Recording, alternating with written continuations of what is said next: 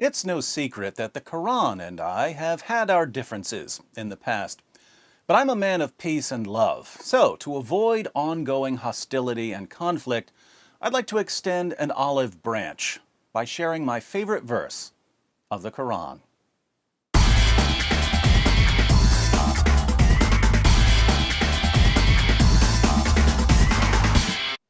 You might think that my favorite Quran verse is the verse I quote most frequently, Surah 9 verse 29, where Allah commands Muslims to violently subjugate Jews and Christians.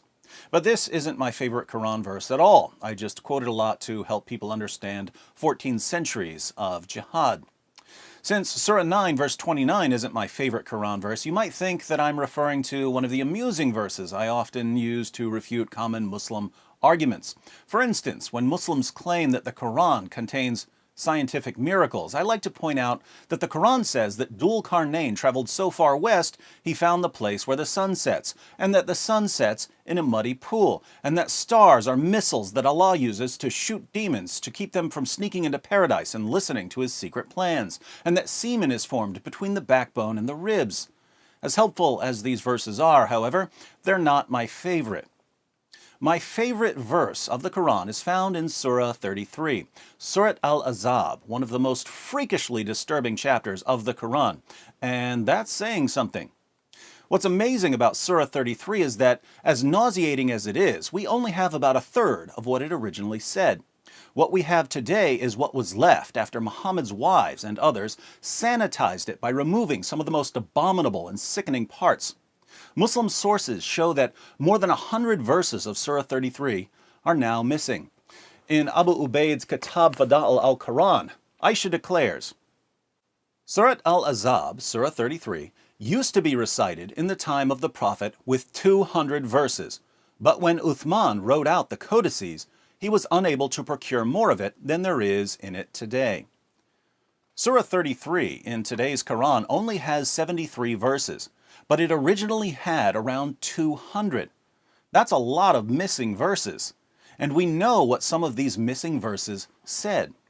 In Sunan ibn Majah, 1944, we read, It was narrated that Aisha said, the verse of stoning and of breastfeeding an adult 10 times was revealed, and the paper was with me under my pillow.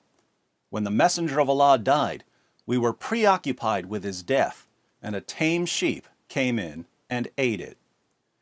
We discussed the verse of breastfeeding an adult 10 times in my Sheepgate video, which I'll link to at the end of this video in case you haven't seen it yet. In brief, before more than 100 verses were removed from Surah 33, one of the verses said that if a man and a woman aren't married to each other but they need to be alone together for some reason, the woman is required to breastfeed the man 10 times so that he'll feel like her son and won't be tempted to have sex with her. So according to Allah, the proper Islamic way for women to avoid sexually arousing men is to put their breasts into men's mouths this many times. Fortunately, Muhammad's wives had a better understanding of human nature than Allah did, so they conspired to remove that verse and other verses when Muhammad died after he was poisoned to death by a Jewish woman whose family had been slaughtered by Muslims. But in my humble opinion, Muhammad's wives should have taken out the entire chapter. Keep in mind, this is the chapter where Allah gives Muhammad special permission to break the 4-wife limit.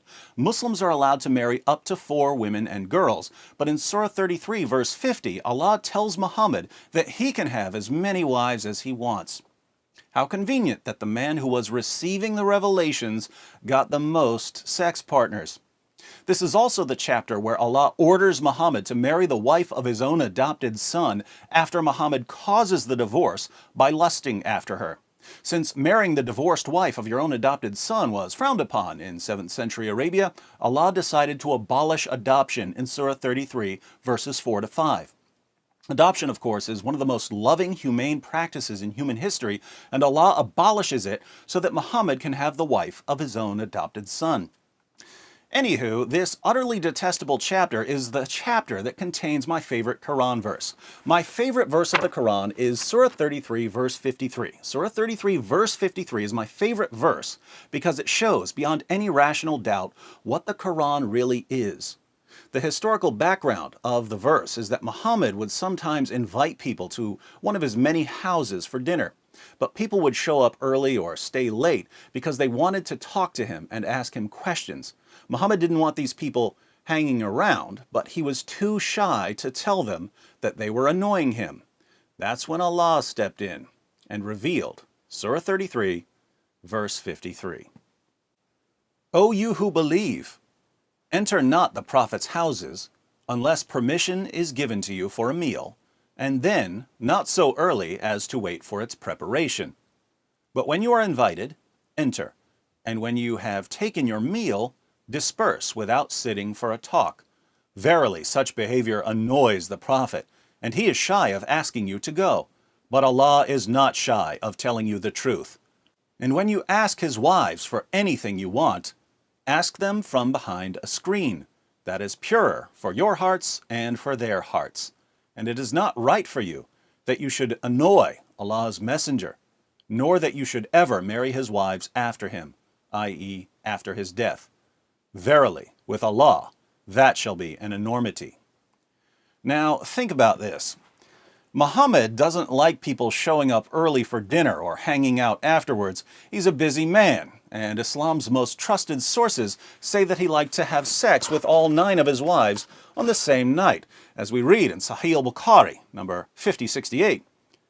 Narrated Anas, the Prophet used to go around, have sexual relations with all his wives in one night, and he had 9 wives.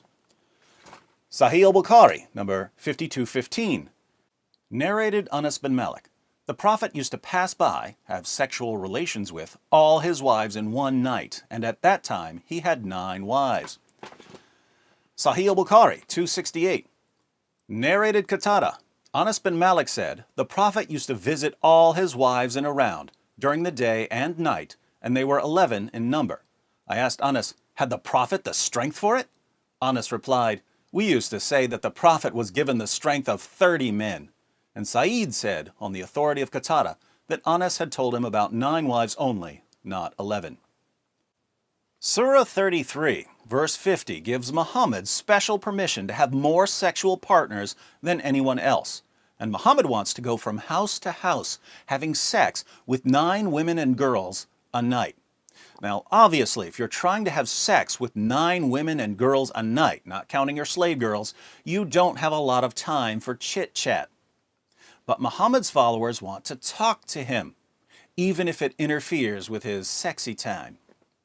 Sadly, Muhammad, the guy who brags about having sex with 9 women and girls in one night, is just too shy to tell his followers to stop bothering him, so Allah has to intervene and tell them not to annoy Muhammad. Keep in mind, Muhammad is the one who's receiving these revelations. One day, Muhammad steps out and says, guys, I have a revelation from Allah. This is Allah talking, not me. I wouldn't say any of this, but Allah will. Remember just 3 verses ago when Allah gave me and me alone the right to have more sexual partners than any of you gullible stooges? Well, now Allah wants you to stop coming over to my house early, and He wants you to leave as soon as dinner's over. Again, I wouldn't say any of this. I'm just too shy. But Allah's not shy. He wants all of you to stop annoying me, stop talking me to death, stop asking me questions when I've got better things to do than spend my evenings with people who are too stupid to see what's going on here. How can Muhammad make it any clearer what Allah really is in Islam? Allah is Muhammad's sock puppet, whose primary goal is to give Muhammad everything he wants. Why is Allah so obsessed with giving Muhammad, the puppet master, whatever he wants? Because Allah's a sock puppet, and that's what sock puppets do. You Muslims bow down 5 times per day to Muhammad's sock puppet.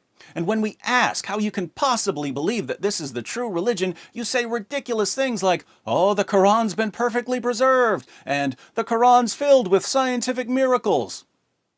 Why do you say these things? Is it because you've studied the Quran and its history? Of course not. If you took the time to study, you'd know better. You believe that the Quran has been perfectly preserved and that the Quran contains scientific miracles because your leaders, your imams and sheikhs, the puppeteers, keep the puppet show going for you. But instead of getting mad at them for deceiving you, you get mad at me for telling you that you're being used and manipulated. Now, I'm sick of being the bad guy all the time, so I'm not going to tell you that you need to grow up and learn to study for yourself instead of mindlessly believing what your lying leaders tell you. I wouldn't say that to you because I want to be nice. But I'm happy to inform you that I recently received a revelation from Allah. And Allah isn't nice. He tells you what you need to hear, even if it hurts. Grow up and learn to study for yourself instead of mindlessly believing what your lying leaders tell you. Listen to the super genius David Wood, or you're doomed. And be sure to watch this video about Muhammad's wives conspiring to remove parts of the Quran. Pretty creepy reducing Allah to a mere sock puppet, don't you think? But Surah 33, verse 21 of the Quran says that Muhammad is the pattern of conduct for mankind. So if Muhammad treated Allah like his personal sock puppet, and Muhammad is the pattern of conduct for mankind, the only way we can avoid treating Allah like this is to reject Islam.